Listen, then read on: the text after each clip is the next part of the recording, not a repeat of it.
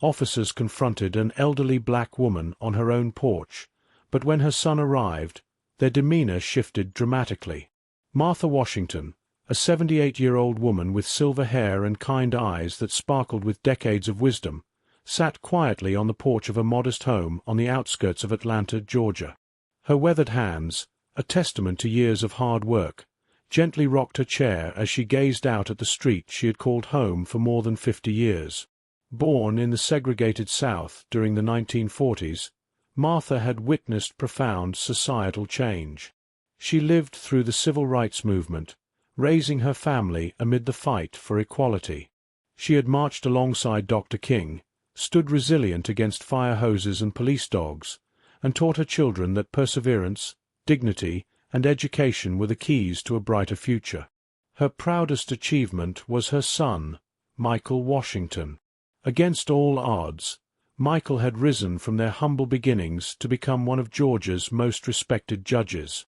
At 50, Michael was renowned for his unwavering dedication to justice and his ability to see beyond racial and socio-economic divides in his courtroom.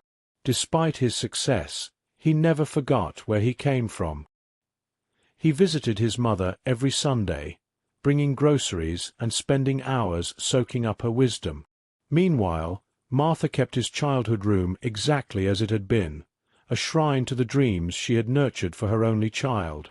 Over the years, the neighborhood surrounding Martha's home had evolved. Once a close-knit black community, it had slowly gentrified, with new, mostly white families moving in, bringing renovation projects and rising property values.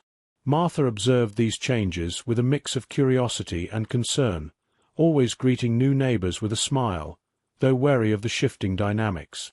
Despite these changes, Martha remained a cornerstone of the community. She volunteered at her local church, cultivated a small vegetable garden to share with neighbors, and was always ready with a kind word or a home-cooked meal. Her house, though modest with peeling paint, was adorned with well-tended flower beds, a steadfast reminder of a bygone era amid the newly renovated homes. On this particular afternoon, Martha rocked gently on her porch, sipping sweet tea and enjoying the warm breeze. She nodded a polite greeting to Mrs. Peterson, a newer resident walking her poodle. But Martha noticed how Mrs. Peterson quickened her pace, clutching her purse tightly as she passed. Martha sighed, her shoulders heavy with the weight of similar experiences from her past. Still, she straightened her back, held her chin high, and continued rocking, knowing she had weathered far worse. What she didn't know was that her resilience would soon be tested once again in ways she could never have anticipated. The serenity of the afternoon was shattered by the sharp wail of police sirens. Martha's eyes snapped open, her peaceful rhythm interrupted as two police cruisers sped down her quiet street, screeching to a halt 3 doors down at Mrs. Peterson's house. Her heart raced as memories of past encounters with law enforcement surged back. From her porch, Martha watched as 3 officers, a pair of white men and a Hispanic woman, stepped out of their vehicles, their hands hovering near their holsters as they approached Mrs. Peterson, who was gesturing frantically on her lawn. Straining to hear, Martha caught bits of their conversation. Words like suspicious person and doesn't belong here carried through the air, making her stomach drop. She froze as Mrs. Peterson pointed directly at her house.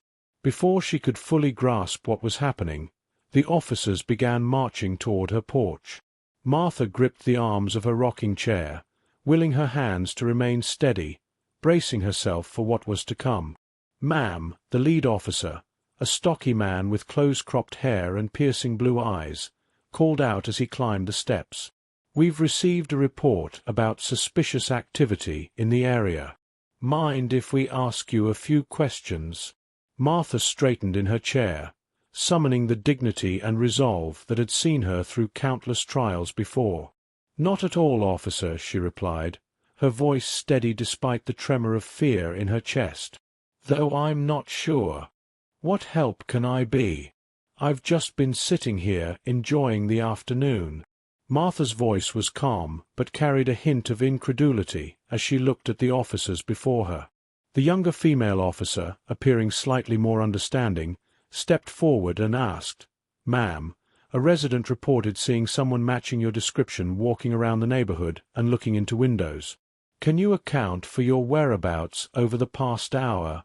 Martha's eyes widened in astonishment. "Young lady," she began firmly, "I've been right here on this porch since after lunch. I haven't moved from this spot, let alone gone wandering around the neighborhood. At my age, such a feat would be quite an adventure." The third officer, who had been silently observing, let out a derisive snort. "Yeah, right.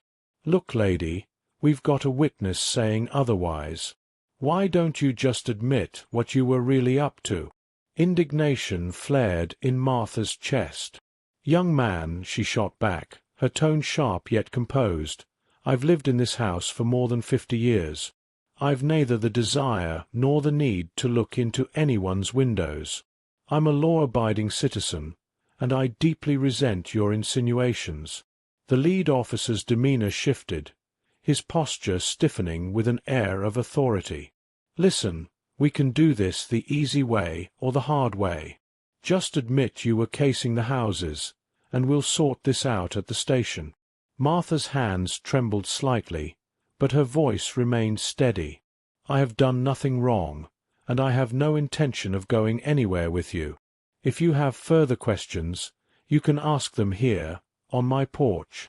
Tension mounted as the officers' frustration grew. Their questions became more aggressive, demanding proof of residence and identification.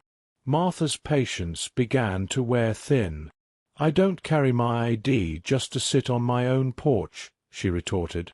"My name is Martha Washington, and as I've said, I've lived here for over half a century. If you doubt me, check the property records." The lead officer's face darkened, his tone menacing. "All right, that's it. If you won't cooperate, we'll have to take you in for obstruction of justice. Stand up slowly and put your hands behind your back." Martha's heart pounded as the gravity of the situation sank in.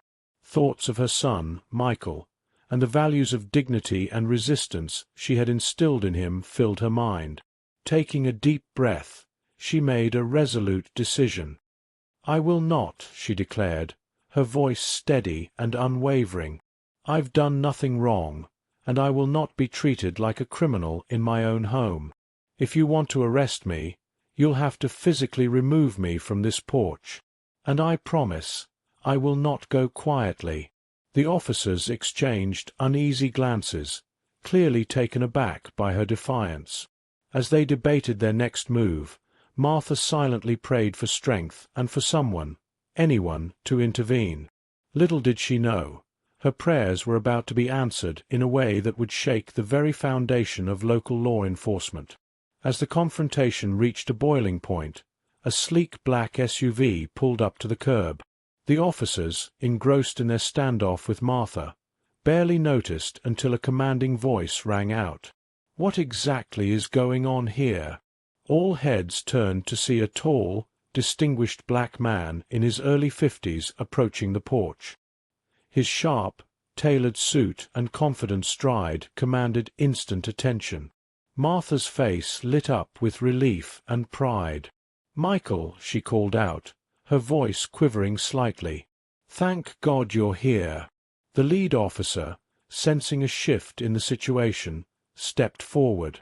"Sir, this is a police matter. I'll have to ask you to step back." Michael's eyes narrowed as he took in the scene. His elderly mother, visibly shaken yet unyielding, surrounded by aggressive officers on her own porch.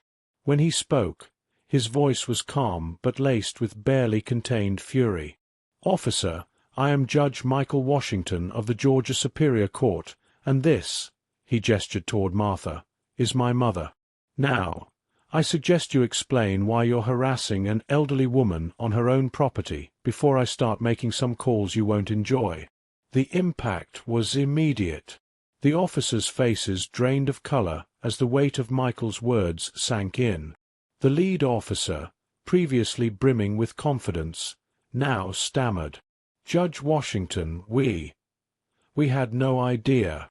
There was a report of suspicious activity in the neighborhood, and—" Michael cut him off with a raised hand.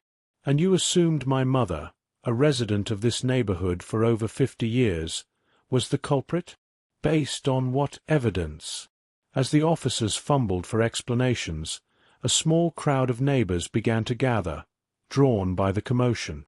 Among them was Mrs. Peterson, now looking distinctly uneasy. Spotting her, Michael called out, "Ma'am, were you the one who made this report?" Mrs. Peterson hesitated before stepping forward. I did call the police," she admitted. "I saw someone I didn't recognize walking around, and with all the break-ins lately." Michael's voice remained measured, though his gaze was piercing. "And did this person you saw look anything like my mother?" Mrs. Peterson flushed, her embarrassment evident as she glanced at Martha properly for the first time. I'm not sure. It all happened so fast." Turning back to the officers, Michael's tone hardened. "So, let me get this straight. You received a vague report about a suspicious person and immediately decided that my mother, a respected member of this community, was the culprit, with no evidence, no provocation. Does that about sum it up?" The revelation of Martha's identity and her son's position as a judge had completely transformed the dynamic. The officers, who moments ago exuded authority, now looked like chastened schoolchildren, unsure of their next move. The neighbors stood frozen in stunned silence, the grim reality of what had nearly transpired sinking in. Martha, still seated in her rocking chair, watched the unfolding scene with a mix of relief and sorrow. The authority and respect her son commanded had spared her from a potentially dire situation, but the painful truth that such intervention was necessary weighed heavily on her heart, a stark reminder of the prejudices still deeply rooted in their community. As Michael firmly outlined the legal and ethical missteps made by the officers, Martha closed her eyes for a moment, offering a silent prayer of gratitude for her son's timely arrival. Yet she also prayed for something deeper: understanding, healing, and a future where such incidents would no longer be a reality. The revelation of Martha's identity and her son's influence had undoubtedly changed the course of the confrontation, setting the stage for repercussions that would ripple far beyond her porch. In the tense silence that followed Michael's arrival, Martha found herself at a crossroads. The immediate danger had passed, but the weight of what had just occurred lingered. As she observed her son reprimanding the officers, a lifetime of memories, both painful and triumphant, flooded her mind. She thought of the countless moments of discrimination she had endured, the sacrifices she had made to raise Michael, and the young people in her community who might not have a Judge Washington to stand up for them in their time of need. At that moment, Martha made a decision that would change not only her life, but the lives of many others in her community. "Michael," she called out, her voice quiet yet resolute, "that's enough, son." All eyes turned to Martha as she slowly rose from her chair, her presence radiating dignity as she straightened her back and lifted her chin. "What happened here today isn't just about me," she began. "It's about every person who looks like me, who doesn't have someone in a position of power to defend them. We can't let this go." Michael looked at his mother, his expression a mixture of concern and pride. "What do you want to do, Mom?" Martha took a deep breath, her resolve unshakable. "I want to file an official complaint, not just against these officers, but against the entire department for allowing this kind of behavior to continue. And I want to tell my story, the stories of others like me who faced this kind of treatment. It's time for change, and if I have to be the one to start it, so be it." The impact of Martha's decision was immediate and profound. The officers, already shaken, now appeared genuinely alarmed at the prospect of an official complaint from a judge's mother. The neighbors, who had been quietly observing, murmured amongst themselves, some nodding in agreement, others visibly uncomfortable with the brewing conflict. After a brief hesitation, Michael nodded. "If that's what you want, Mom, I'll support you every step of the way. But are you sure? This won't be easy. Martha's eyes blazed with determination. I've never backed down from a fight for what's right, and I'm not about to start now. In the weeks that followed, Martha's decision sparked a chain of events that reverberated through the entire community. Her formal complaint triggered an internal investigation into the police department, uncovering numerous instances of racial profiling and misconduct. Her story, picked up first by local media and then by national outlets, became a rallying cry for those demanding systemic reform in law enforcement. Despite her age, Martha found herself at the center of a movement, giving interviews, attending town halls, and speaking at community meetings. The journey was far from easy. Martha faced a barrage of threatening phone calls and letters from those who viewed her actions as an attack on law enforcement. Some neighbors, uncomfortable with the spotlight her case brought to their quiet street, began to distance themselves. The police department, feeling cornered, attempted to smear Martha's reputation, dredging up minor incidents from decades prior in a futile attempt to discredit her. But Martha's integrity and the undeniable evidence of wrongdoing in her case only fueled public outrage, strengthening her cause. True to his word, Michael stood by his mother's side, leveraging his connections in the legal community to ensure her case was taken seriously. However, his vocal support came with its own challenges. Whispers began circulating about his impartiality, and some suggested he recuse himself from cases involving law enforcement. Despite this, Michael remained steadfast, prioritizing justice over personal or professional convenience. Martha's case became a catalyst for broader conversations about race and bias within the community. Town hall meetings brought together residents, law enforcement, and leaders to address long-standing issues of discrimination. Martha, with her calm demeanor and unyielding commitment to justice, earned respect even from those initially opposed to her efforts. She began working closely with local youth, sharing her experiences and encouraging them to stand up for their rights, while also building bridges with police officers who were open to change. The strain of her activism took a toll on Martha's health. There were sleepless nights where she questioned whether the sacrifices to her peace and privacy were worth it. But then, she would receive a heartfelt letter from a young person inspired by her courage, or hear of new policies being implemented in the police department, and she would know her decision had been the right one. As the movement grew and change slowly began to take root, Martha often reflected on the words she had spoken to Michael on that pivotal day.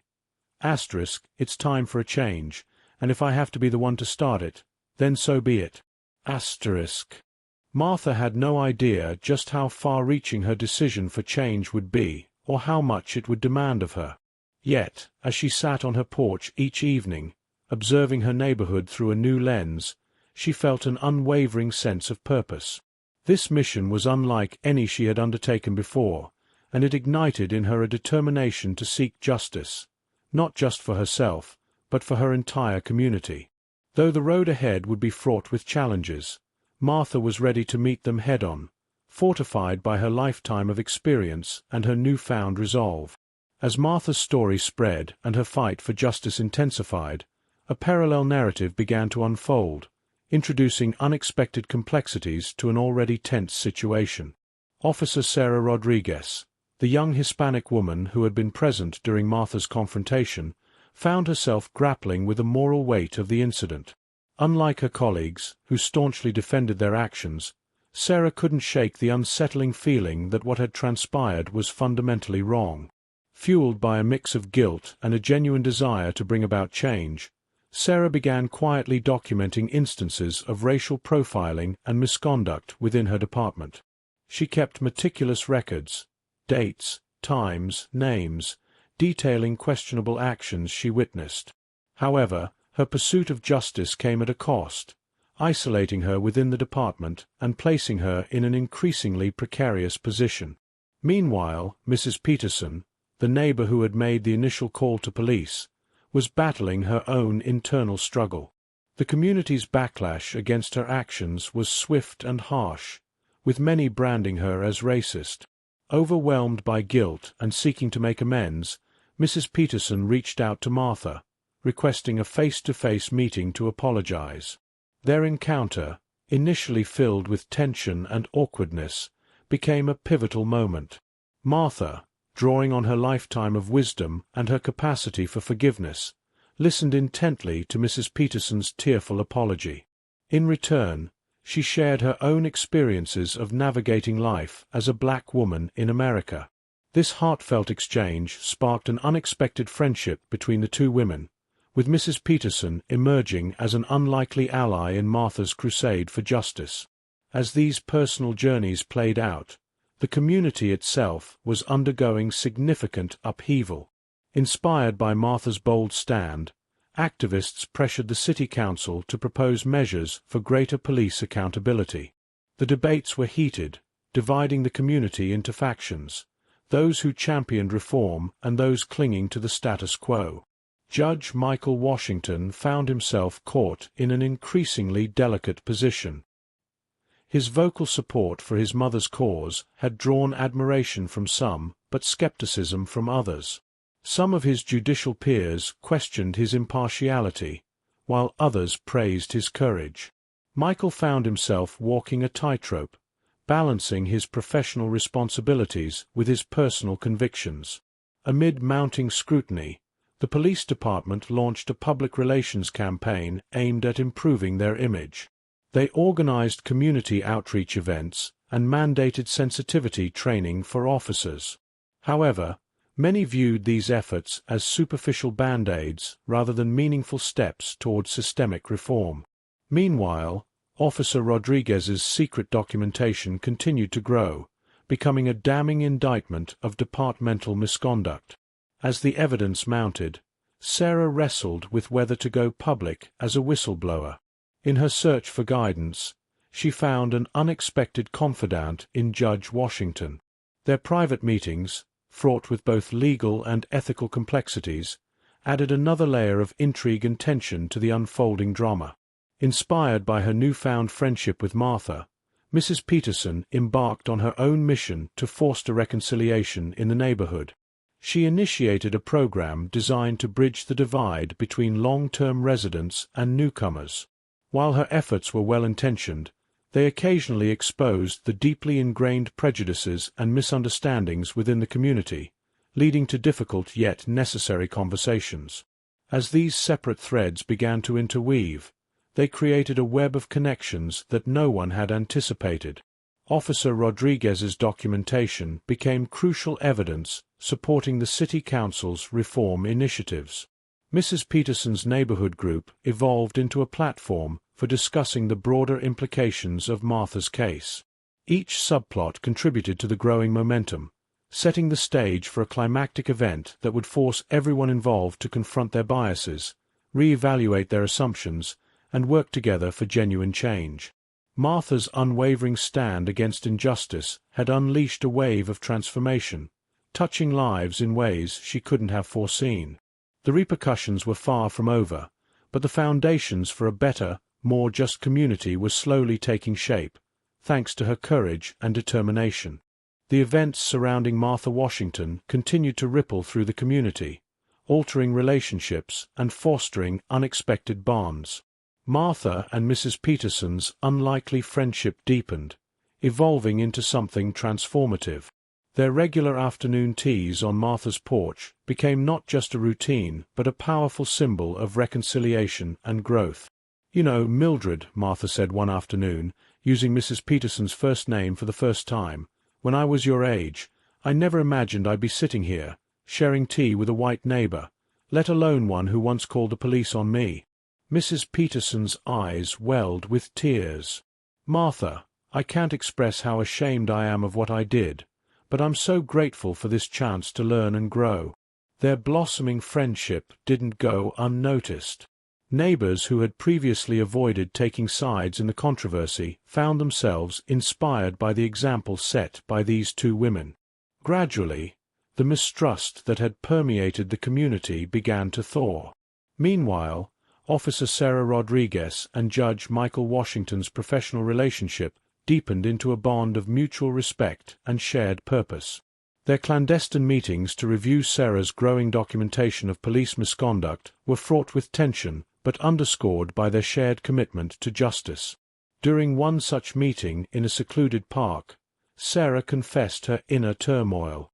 "Judge Washington," she began, her voice trembling, "if I come forward with this information, my career is over.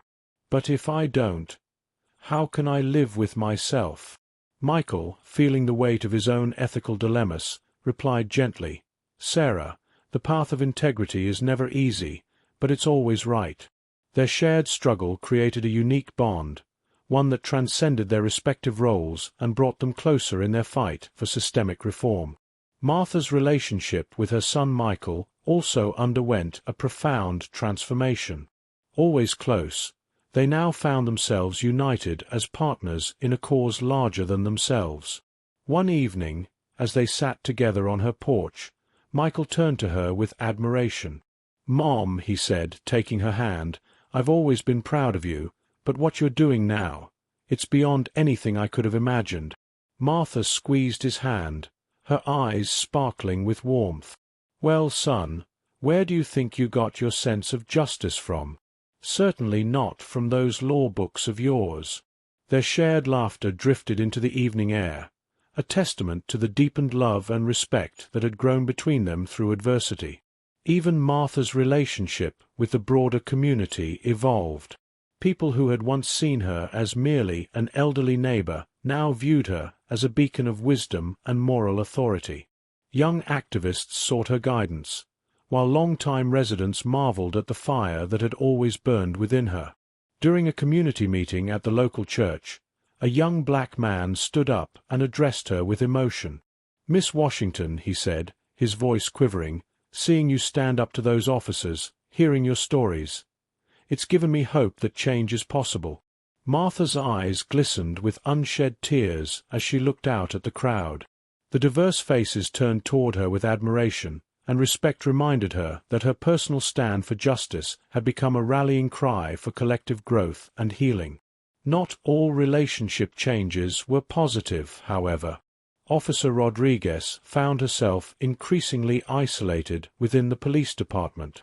Her colleagues, suspecting her wavering loyalty to the Blue Code, treated her with cold suspicion. Similarly, Michael's professional relationships became strained as the controversy surrounding his mother's case grew.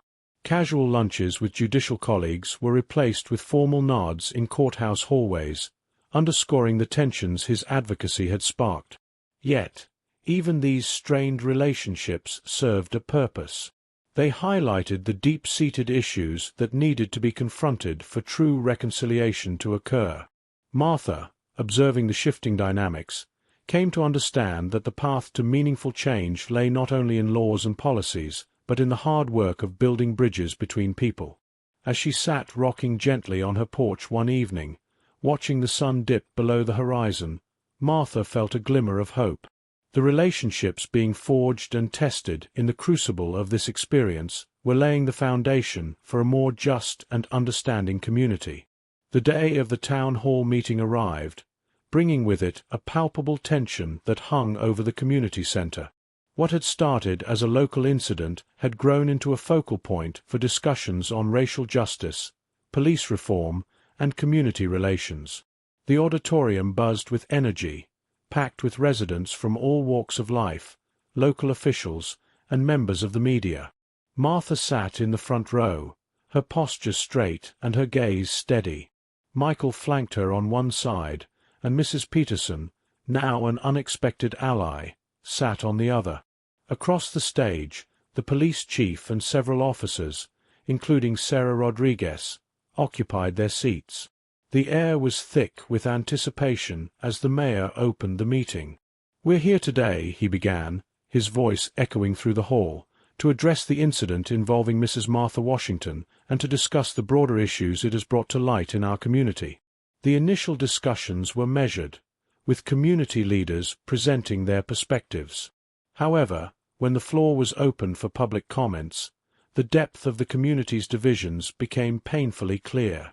The police were just doing their job, One man shouted angrily. "We can't tie their hands when they're trying to keep us safe." "And who keeps us safe from them?" a young black woman retorted passionately. "Who protects us from those who are supposed to protect us?" The tension in the room escalated as years of frustration and fear erupted into a heated exchange. The mayor struggled to maintain order, but the situation seemed on the brink of chaos. Then, unexpectedly, Officer Sarah Rodriguez stood up. Her face was pale, but her resolve was evident. "I have something to say," she called out, her voice cutting through the cacophony. As the room fell silent, she approached the podium and pulled out a thick folder with trembling hands. "For months," she began, her voice steadying, "I've been documenting incidents of racial profiling and misconduct within our department. What happened to Mrs. Washington wasn't an isolated incident. It's part of a pattern. And it needs to stop." Her words sent shockwaves through the room. The police chief's face reddened as he sputtered in disbelief, while Sarah's fellow officers glared at her with a mixture of shock and betrayal. Community members erupted into a mixture of cheers and accusations, creating a storm of conflicting emotions. At that moment, Martha stood. Despite her age, she seemed to command the room as she walked to the podium. Sarah stepped aside as Martha took her place, her presence quieting the chaos. "Look at us," she said, her voice clear and strong. "Look at what we're doing to each other. This anger, this fear, it's exactly why we need change. But we can't achieve it by shouting each other down or pointing fingers." As she continued to speak, her words struck a chord. The raw emotions that had filled the room began to give way to a collective recognition of shared humanity. "We have a choice," Martha concluded, scanning the crowd with determination. "We can let this divide us further, or we can use it as an opportunity to come together, to listen, to understand, and to work toward real, lasting change. The path won't be easy, but nothing worth doing ever is." As her words lingered in the air, the room fell into a reflective silence. The climactic moment of the town hall meeting had brought the community to a crossroads. The truth had been laid bare, and the question now was whether they could seize the moment to begin the hard work of healing, or allow their divisions to deepen further. Residents spoke candidly about their feelings of disconnection and unease in their changing neighborhood. An elderly white man, his voice gruff with emotion, broke the silence. "I've lived here for 40 years, he said. "Sometimes I feel like I don't recognize my own neighborhood anymore. It's not about race. It's about feeling like a stranger in my own home." A young black woman, sitting across the room, responded with a quiet yet firm voice. "And we feel like strangers in a place that should be our home too. Can you understand what it's like to be seen as a threat just for existing in your own community?" These raw and honest exchanges, though painful, were vital. Martha and her team worked tirelessly to create a space where all voices could be heard and validated. At the same time, they encouraged participants to step outside their comfort zones and consider perspectives vastly different from their own. While these community discussions unfolded, Martha, Michael, and Sarah intensified their focus on addressing the deep-seated issues within the police department. Together, they organized facilitated meetings between community members and officers, led by professional mediators. These sessions were often fraught with tension, but they offered a rare opportunity for both sides to connect as human beings rather than adversaries. In one particularly poignant meeting, a young black man shared his harrowing experiences of being repeatedly stopped and questioned by police. "I feel like I'm seen as a criminal just for walking down the street," he said, his voice thick with emotion. A veteran officer, visibly shaken, responded with a heavy heart. I never realized how our actions were perceived. We're trained to be vigilant, but I see now that vigilance without understanding can look a lot like prejudice." Moments like these, small but profound, became stepping stones toward reconciliation. Martha understood that true change wouldn't come overnight, but every breakthrough brought them closer to the community they envisioned. Martha and her team didn't stop at dialogue. They worked with city officials to push for tangible reforms. They advocated for increased transparency in police practices, the establishment of community oversight boards, and the implementation of new training programs emphasizing cultural sensitivity and de-escalation techniques. The journey was not without its setbacks. A police shooting in a neighboring city reignited tensions, leading to protests and urgent calls for immediate action. In response, Martha organized a peace walk through the neighborhood, a symbolic event meant to unite rather than divide. Residents of all races and backgrounds walked side by side, many holding hands or engaging in meaningful conversations with neighbors they'd never spoken to before. The walk, while not a solution, was a powerful statement of solidarity and hope. As months passed, the impact of their efforts began to manifest. Reported incidents of racial profiling decreased, and community satisfaction with local law enforcement began to rise. The Community Oversight Board, despite early challenges, proved to be an effective tool for ensuring accountability and transparency. Martha's emphasis on listening, understanding, and finding common ground began to influence the broader community. Neighborhood associations adopted her approach for resolving local disputes, and schools introduced programs to teach students about diversity and conflict resolution. Despite these successes, Martha and her team came to accept that not every conflict could be fully resolved. Some wounds ran too deep, and some disagreements were too fundamental to bridge completely. They learned to redefine success, not as achieving perfect harmony, but as creating spaces where even the most difficult conversations could happen respectfully and productively. As their efforts continued, Martha often reflected on the words of Dr. Martin Luther King Jr., with whom she had marched in her youth. The arc of the moral universe is long, but it bends toward justice. She realized that bending that arc required patience, perseverance, and the collective will of those determined to see justice prevail. Sitting on her porch one evening, watching the sun dip below the horizon, Martha felt a quiet sense of fulfillment. Change was slow and often exhausting, but it was happening. Her fight had become a catalyst, not just for police reform, but for a community learning to heal, grow, and understand together. Their work was part of that long arc of justice, each small step contributing to the larger journey toward a more equitable society. Though the road ahead remained long, Martha felt a growing sense of hope. She understood that the work they were doing wasn't just about addressing immediate issues. It was about laying the foundation for a more united and understanding community for generations to come. The months of intense dialogue, policy changes, and personal growth marked a pivotal turning point for both Martha and her neighborhood. What began as a terrifying confrontation on her porch had evolved into a movement that touched every aspect of community life. This transformation brought with it new challenges and opportunities, setting Martha and her allies on an entirely new path. One evening, as Martha sat on her porch reflecting on how far they had come, her phone rang unexpectedly. It was the mayor of a neighboring city, who had heard about the remarkable changes in her community. He wanted to know if Martha would share her experiences and strategies with other communities facing similar struggles. The request presented Martha with a significant decision. Sharing their story on a broader scale could amplify its impact beyond anything she had imagined. However, it would also mean stepping further into the public eye and taking on new responsibilities, daunting ones, especially for a woman her age. After thoughtful deliberation and discussions with Michael, Sarah, and her closest allies, Martha made a momentous decision. She would accept the invitation. "We have a chance here," she explained to her core group, including Michael, Sarah, and Mrs. Peterson. "What we've started in our community could become the foundation for a larger movement to change police-community relations across the country." Energized by the idea but aware of the challenges, the group began planning their next steps.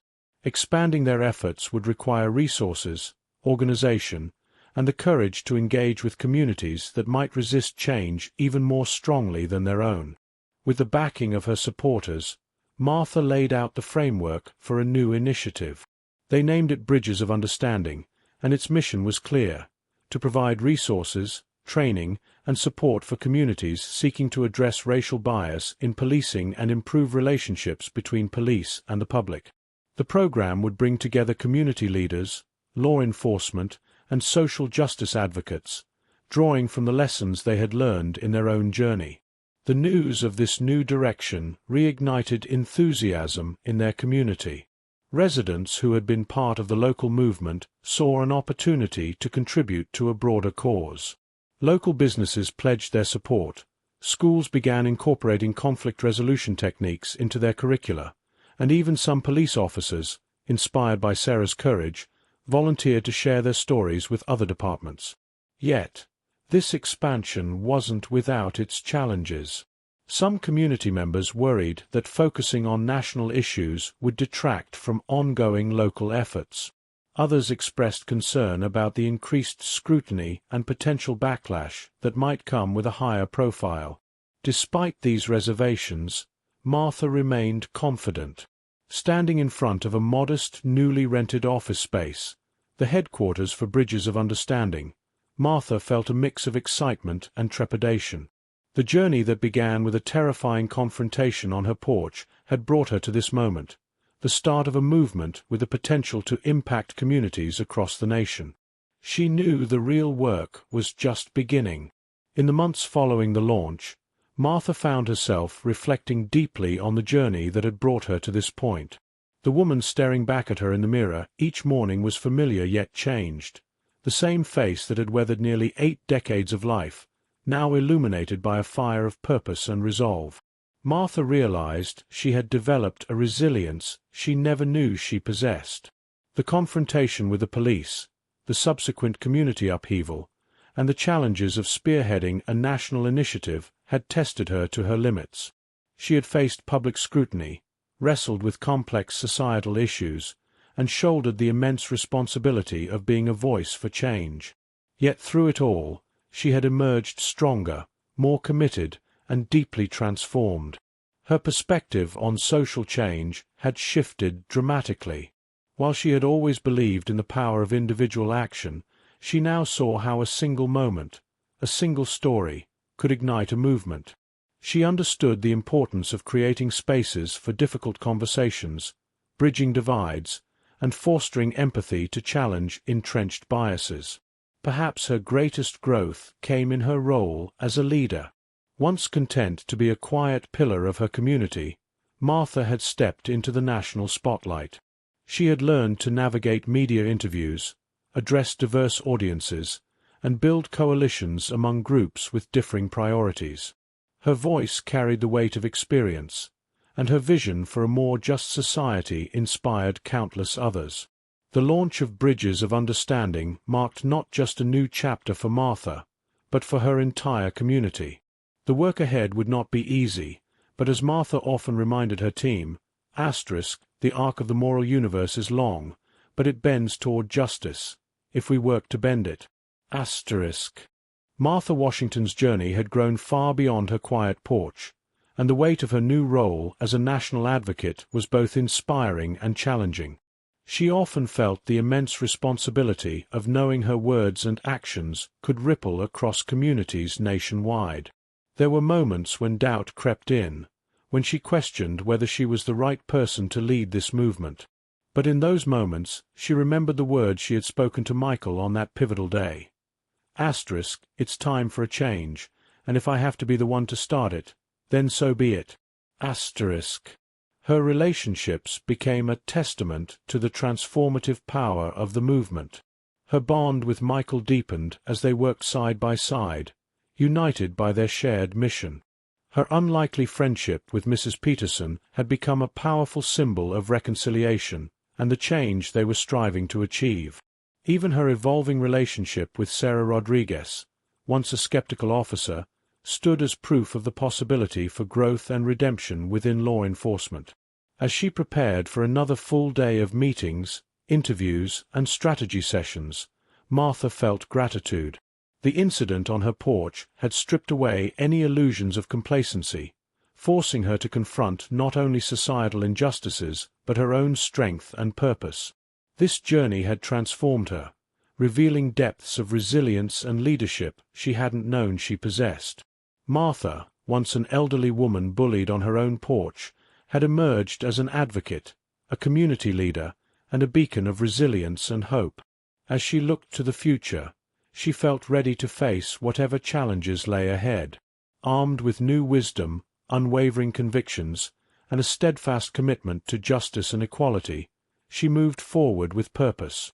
On her desk sat a framed photo of herself surrounded by her core team, Michael, Sarah, and Mrs. Peterson.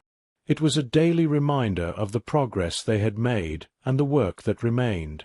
With a deep breath and a determined smile, she stepped out the door, ready to tackle another day of building the world she envisioned.